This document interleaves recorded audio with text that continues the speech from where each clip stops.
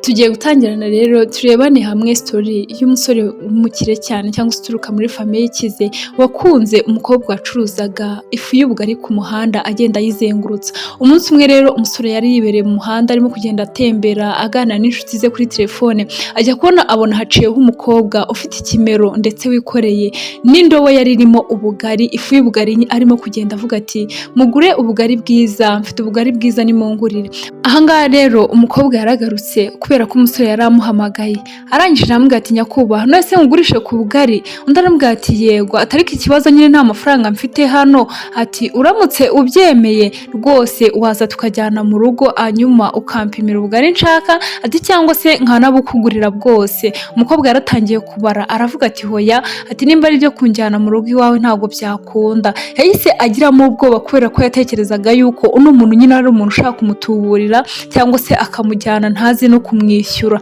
Umukobwa rero yahise agira icyizere araza bazana hano, gusa ahagarara hanze nyine y'urugo. Agiye kubona abona umusore aragarutse, nyine yaragiye kuzana icyo ari bumushyiriremo ifu nyine yashakaga y'ubugari. Hano rero umukobwa yarunamye atangira gupimira umusore, nawe aramufasha nyine kugira ngo amupimire. Umusore kubera yashakaga ifu nyinshi yahise amubwira ati rwose unayimpe yose, ahangaha rwose nimba bitakugoye.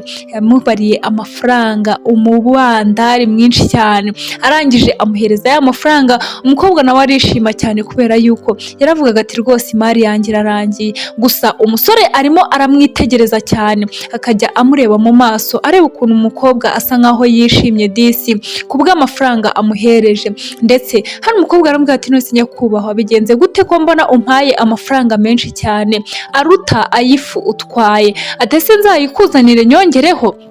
Ndaramubwira ati hoya rwose ntago ari ukuvuga ngo uzayinyishyure, ati rwose nishimwe yuko wemeye basi kuza hano mu rugo ko basi ukangirira icyo cyizere. Arangije aramubwira ati yego rwose nyakubahwa urakoze cyane kandi urakoze kubwishimwe nyine unyongereyeho, ati kira ifu yawe, ati rwose warakoze cyane. Umusore rero yahise aramubwira ati rwose buri munsi ujye utuzanira ifu kubera ko ngiye nkunda ubugari. Umukobwa arirukanka aragenda, umusore ari gusa akomeza kumwitegereza amuhanga amaso. Hakurya ngaha rero bongeye kutwereka undi mukecuru wari uri ahantu mu rugo ndetse arimo gushyira hakugi nyine arimo gukinga, ari nako batwereka wa mukobwa wari urimo gucuruza ifu nawe atashye. Ubanza uno mukecuru ari mama we cyangwa se uno mubyeyi. Yaraje aramubwira ati mama, ati waba ubizi neza ibintu bimbayeho? Ati uzi ko yafu yose nyicuruje neza neza nkaba nyirangije, ati kandi baze ko nyicuruje ku muntu umwe.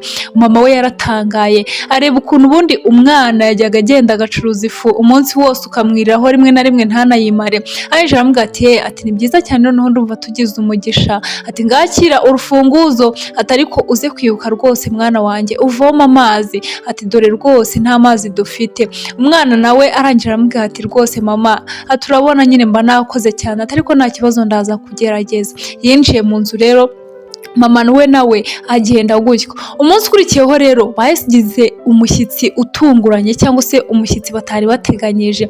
Arangije icyabatangaje yaje abatuka ndetse abaha n'agasopo ababwira yuko bagomba kugendera kure y'umuhungu we, ati ntago akeneye abakazana b'abatindi cyangwa se b'abakene, ati kandi n'undi munsi niyongera kumubona ari kumwe n'umuhungu we azamwereka yuko byose bishoboka. Ati mwebwe reba byonyine ahantu mutaha, atari kurifata ukaza iruhande rw'umuhungu wanjye. Ahamagaye abwira mama ati mama barambeshyera, ati njye ntabwo nigeze negera uriya muhungu, niba wampamagaye ngo mugurishe ifu ariko nta kindi kintu kidasanzwe. Hano umugore yararakaye atangira kumena n'ifu yabo disi bari bagiye kugurisha. Arangije ahabwira ati rero undi munsi nirongera kukubona iruhande rw'urugo rwanjye nzakora ibirenze ibi ngibi, menya ifu ariko ubundi noneho ubutaha nzaza ntwike n'iyi nzu yanyu, buriya ntabwo munzi njyewe. Abakire twanabereka rwose nta mikino tuba dufitanye namwe abantu b'abatindi gutyo. Umwana disi na nyina bicaye hasi bararira baravuga ati ariko se mana byibuza twebwe watujije iki, kubera iki abantu batwanga kandi atari twe twigize abakene. Hano rero bongeye kutwereka wa musore yicaranye na mugenzi we barimo baraganira, arimo kumubwira ati rwose ubu ngubu mfite umukobwa nakunze. Mugenzi we amutunga urutoki aramwegera aramubwira ati ndi kubyumva noneho ubu ngubu rwose uri mu rukundo, atari kubyibuza uwanyereka uwo mukobwa uri mu rukundo nawe. Hano mugenzi we akomeza kumuserereza ati byibuza igihe cyose wamaze utari mu rukundo, ati byibuza ubu ngubu twishimiye yuko hari umuntu nyine waba watangiye guha umutima wawe. Uko arimo kubimubwira rero, hano wa musekirite wabo yaraje aramubwira ati none se nyakubahwa, wa mukobwa wabwiye ngo ajye azana ifu yaje. Hano yahise abwira mucuti we ati ngwino tugende njye kumukwereka noneho, ati ndumva yanaje. Barasohotse bageze hano hanze batangira ahita asuhuza wa mukobwa umuzanira ifu. Akimara kumusuhuza rero, mugenzi we yaramurebye aramubwira ati none se n'uyu nguyu? Ati mwari n'uyu nguyu urimo kuvuga ngo wasariye ngo wakunze ngo ibintu byacitse? Arangije mugenzi we yaramurebye ahita agira n'umujinya aravuga ati rwose ahangaha urahiye rwose nta mari irimo. Arangije ahita anikubita arigendera. Undi nawe rero ibyo ngibyo ntabwo yabyitayeho, yiguriye ifu. Akimara kugura ifu rero ahita yishyura n'umukobwa, ndetse arongera amurengerezaho n'akandi gashimwe rwose ko kuba yitanga akamuzanira ifu iwe mu rugo. Gusa umusore akomeza kwitegereza disi wa mukobwa rwose, ubona yuko amufitiye amarangamutima n'ibyiyumviro bidasanzwe. Filime yacu rero yarakomeje. Hano umushuti we yaraje amusanga hano yicaye, atangira kumubwira nabi. Aramubwira ati ntabwo nabyiyumvisha uburyo ki umuntu nkawe ufite amafaranga, uturuka muri famiye ikomeye, iwanyu bafite icyubahiro kidasanzwe, wakunda umukobwa umeze kuriya. Ahita amubwira ati n'undi munsi kandi rero njyewe ntuzongere kuntukira umuntu wanjye nakunze. Arangije ahita avuga ati ahubwo ndanakwiyamye rwose, nimba nta kintu rwose ahangaha urimo kumvamo yuko nakunze umuntu, va hano ugende, ntago numva ngikeneye kuganira nawe nimba udahaye agaciro ibyo umutima wanjye byibuza ushaka. Mugenzi we yararakaye nawe arangije ahita yigendera. Umusore yaje rero kwicara hano, amaze kwicara hano barakwereka akaguru ke gasa nkaho gafite ikibazo, cyangwa se yasa nkaho yavunitse kubera ko ku kirenge cye hahambiriyeho bandage. Hano rero wa muzamu yaraje, akimara kuza aramubwira ati boss, ati wa mukobwa yari yongeye kugaruka azanye ifu.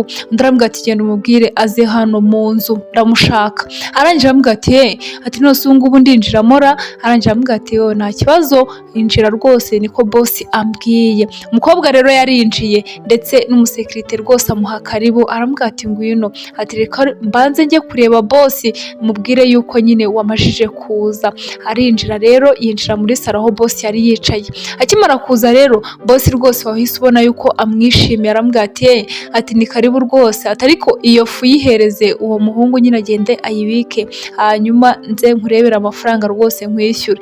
Yatoye amafaranga ndetse aramwishyura. Akimara kumwishyura disi umukobwa yarebye ku kirenge cya boss, arabaza ati none se wabaye iki ko mbona upfutse? Undi aramubwira ati naravunitse, ariko nyine ni ibisanzwe, nyine ndumva ndi koroherwa gake gake. Undi aramubwira ati reka nze ngufashe rwose, ndi kubona hari ikintu nagufasha. Urabizi neza nyine abantu nka bariya rwose biciriye bugufi, hari igihe baba bazi imiti myinshi kandi yagirira umuntu akamaro. Yazanye ibyatsi rero, atangira kumuhambura ya bande, akajya amubwira ati rwose ntunoneke. Atangira ndetse kubivuguta, agenda amumasa gake gake akoresheje bya byatsi yazanye, agenda akoraho ndetse yigengesereye, ubona yuko rwose amwitayeho ndetse yifuza yuko yanakira. Kandi rwose ni umukobwa ufite umutima mwiza, umukobwa ukunda abantu. Hano rero umusore yahise amubwira ati ariko urabizi njyewe rwose ndagukunda. Umukobwa yarikanze areba boss ndetse byose biramuyobera. Boss nawe arongera bisubiramo bwa kabiri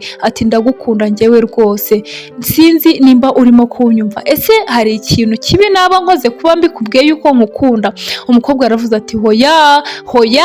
Yahise asohoka yirukanka, ntabwo tuzi impamvu itumye asohoka yirukanka. Gusa boss nawe yarumiwe aravuga ati ese hari ikintu kidasanzwe naba nkoze? Umukobwa yaraje hano rwose kubyakira yuko boss yambwiye ko amukunda byaramuyobeye, ndetse na mama we hano yumiwe, ari kureba ukuntu umwana asa nkaho yatuje ntiyigeze ajya gucuruza. Mama we rero yaramubajije ati ese ko mbona utameze neza, umwana aravuga ati mama ntago meze neza nyine niyo mpamvu ntagiye gucuruza. Kumbi twebwe turabizi impamvu atameze neza, yagize ubwoba bw'amagambo cyangwa se bw'ijambo boss yamubwiye yuko amukunda. Mureke rero duhure mu gice cyacu cya kabiri tumenye uko ibintu bimeze, kubera yuko urabona hano boss ahagaze ku muryango ategereje ko umukobwa azanye yafu, bisa nkaho nyine yamutengushye atigeze aza, kubera ko tumaje kubona yuko no mu rugo ntago yigeze ahava nyine ngo aze gucuruza, bisa nkaho disi uno mukobwa yagize ubwoba. Duhure rero mu gice cya kabiri tumenye ese iby'uru rukundo bizavamo cyangwa se ntago bizakunda, kugira ngo tubashe gusobanukirwa neza. Aka gafilime kararyoshye, ni agafilime k'urukundo, mukomeze kubana natwe, mukore subscribe, like, share na comment, ibyanyu ni ingenzi, turabakunda cyane.